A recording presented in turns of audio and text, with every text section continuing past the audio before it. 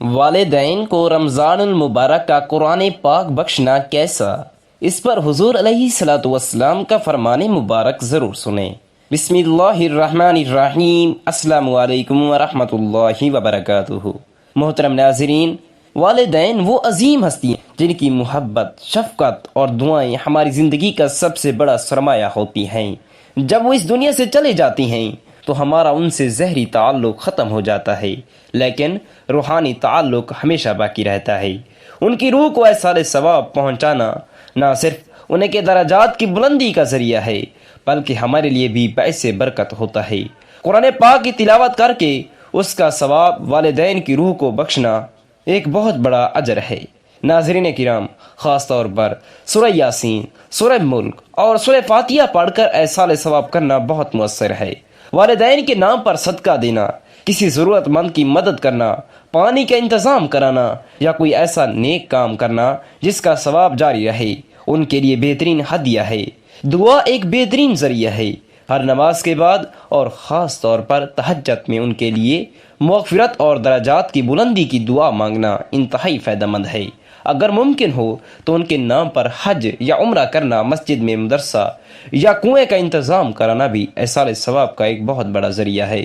سب سے اہم بات یہ کہ والدین کے کیے گئے نیک کاموں کو جاری رکھا جائے، ان کی دعائیں، ان کی نصیحتیں اور ان کے اخلاق کو اپنایا جائے، تاکہ وہ قبر میں بھی خوش رہیں اور ہماری نیکیوں کا ثواب انہیں بھی ملتا رہے۔ ناظرین کرام، رمضان المبارک کا بابرکت مہینہ ختم ہو رہا ہے۔ یہ وہ مہینہ ہے جس میں کثرت سے قرآن پاک کی تلاوت کی جاتی ہے۔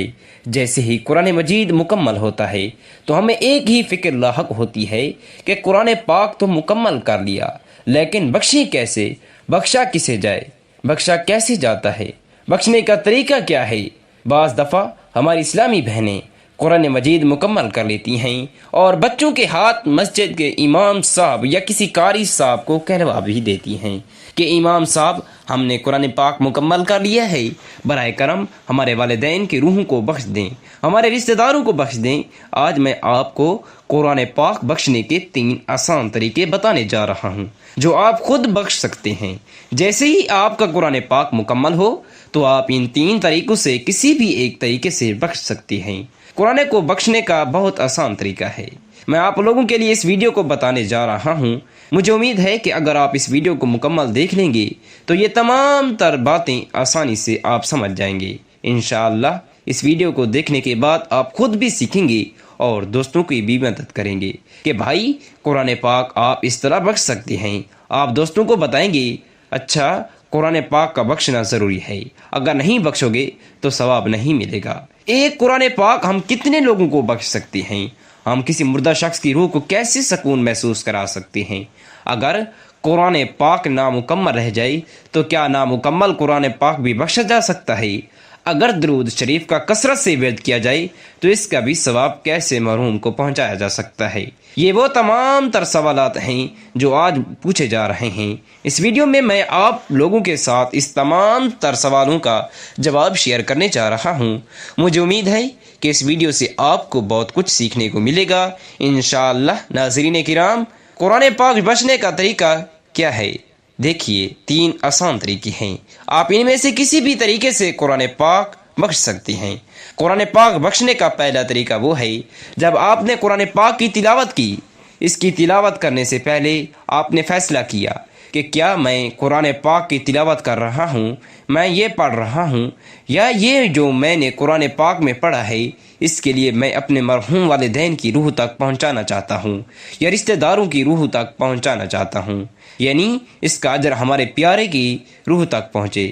دوسرا طریقہ یہ ہے کہ آپ قرآن پاک پڑھتے ہیں، اللہ تبارک و تعالیٰ کی رحمت سے روح تک اگر یہ راستہ ہے تو پہنچ جائے گا، یعنی جب قرآن پاک مکمل کر لیں تو آپ فیصلہ کر لیں، اے اللہ پاک، جو میں نے پڑھا ہے اس کا ثواب میرے مرحوم والدین کی روح کے لیے ہے، میرے لواحقین کی روح تک پہنچے، یہ میرے فلاں کی روح تک پہنچے۔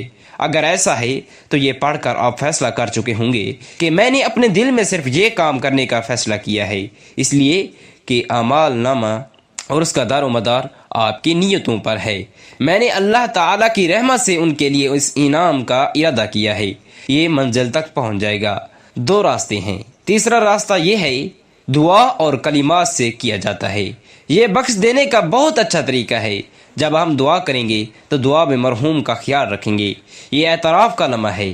حدیث پاک میں آتا ہے کہ جب قرآن پاک مکمل ہو جائے تو وہ نماز جو قرآن پاک کے ختم ہونے کے بعد پڑھی جاتی ہے تو اللہ تبارک و تعالی اسے قبول فرماتا ہے، اور اس وقت جب قرآن پاک مکمل ہو جائے تو دن میں قرآن پاک مکمل کروں تو شام تک، اگر رات میں کروں تو فرشتے صبح تک اس کے لیے موجود ہوں گے۔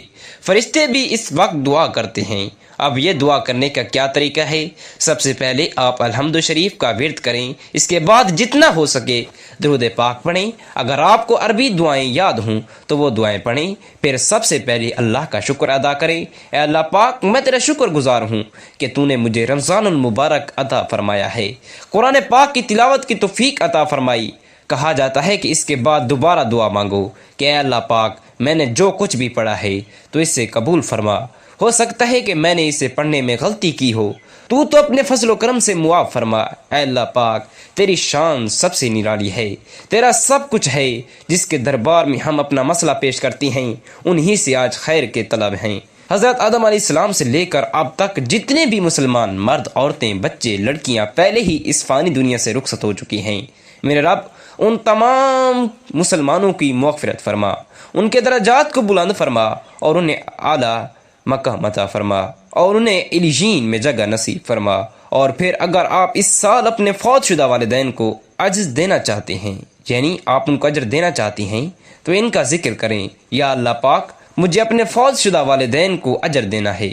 یا اللہ پاک، مجھے اپنے فوت شدہ والدین کو اجر دے۔ یا اللہ پاک، یہ انعام ان تک پہنچا۔ اس کے بعد آپ کی دعائیں خواہ کچھ بھی ہوں، جو کچھ تم اللہ تعالیٰ سے مانگنا چاہتے ہو، آپ کی جتنے بھی مسائل ہیں وہ اللہ کے دربار میں پیش کریں۔ میں نے قرآن پاک مکمل کر لیا ہے، یہ وقت ہے جو آپ کا ہے، اسے قبول کرنے کا۔ آپ کا مسئلہ جو بھی ہو، آپ اس کے لیے دعا کرنا چاہتے ہیں، اس کے لیے دعا کریں، اور پھر آخر میں اللہ سبحانہ و تعالیٰ سے مغفرت طلب کریں، استغفار کریں اور درود پاک پڑھیں، پھر دعا کریں۔ یہ 3 طریقے ہیں جس سے قرآن پاک بخشا جاتا ہے۔ حدیث پاک میں ہے کہ جب ہم یا آپ قرآن مجید کا ایک حرف بھی پڑھیں، ہمیں دعا کریں، 10 نیکیاں ملتی ہیں۔ اگر کوئی یہ پڑھے الف لام میم تو اسے 30 نیکیاں ملیں گی۔ اللہ اسے 30 نیکیاں دیتا ہے۔ ہم جانتے ہیں کہ اللہ تبارک و تعالی ہمارے ساتھ 2 فرشتے مقرر کیے جاتے ہیں، ایک ہماری نیکیاں لکھتا ہے، دوسرا گناہ لکھتا ہے۔ تو جو بھی نیکی ہم کرتی ہیں، ہماری نیکی جو بھی ہے، جیسے آپ نے قرآن مجید کا ایک حرف بھی پڑھا، یہ فرشتہ دائیں طرف جو بیٹھا ہے وہ آپ کی نیکیاں، آپ کے نام لکھ دیتا ہے۔ ایسا نہیں ہے کہ اگر آپ قرآن پاک نہیں بخشے تو ہمیں کوئی اجر نہیں ملے گا، ایسا ہرگز نہیں۔ آپ قرآن پاک پڑھ کر مکمل کر رہے ہیں، آپ کو انعامات ملتے جا رہے ہیں۔ ہاں، جو کچھ بھی پڑھا ہے آپ نے اپنی زندگی میں اس کا اجر کر دیا۔ براہ کرم ان کے لیے ایصال ثواب ضرور کر دیں۔ اور ایک چیز اور بھی ہے کہ اگر آپ ایصال ثواب کرتے ہیں تو ایسا نہیں ہے کہ آپ کو کوئی انعام نہیں ملے گا، جس کو بھی پکارو اس سے بھی ثواب ملے گا۔ ہاں، اللہ کی رحمت اور برکت سے پہنچے گا۔ اس میں بعض اہل علم کا اختلاف بھی ہے۔ تقسیم کے ذریعے ثواب اکثر علماء تک پہنچتا ہے جو اللہ کے قریب ہے، اسے تقسیم نہیں کیا جا سکتا، سب کو برابر اجر ملتا ہے۔ اگر آپ کو یہ کرنا ہی ہے تو یہ 3 آسان طریقے ہیں جو میں نے آپ کے سامنے بیان کر دیے ہیں۔ ناظرین کرام، ویڈیو اچھی لگے تو ویڈیو کو لائک کریں، شیئر کریں، چینل کو سبسکرائب کریں، اور کامنٹ باکس میں اللہ تبارک و تعالیٰ کے 99 ناموں میں سے ایک نام ضرور ٹائپ کریں۔ دیجیے اگلی ویڈیو تک اجازت۔ اللہ نگہبان۔